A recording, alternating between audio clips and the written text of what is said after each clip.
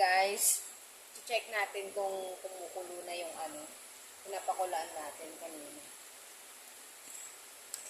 Check natin kung nag-sprinkle na siya. Pwede na siya. Ayan, may konting sprinkle na siya. Kundi ba? Alam nyo guys, hindi lang naman crabs ang pwede nyo ihalo sa miswa. Pwede rin yung mga hipon. Pwede rin corned beef kung wala. Sardinas. Pwede lahat dito ihalo. Depende sa inyo kung ano yung gusto nyo ihalo. Diba? Optional naman. Tapos yung tubig niya, tansya-tansya na lang yan guys.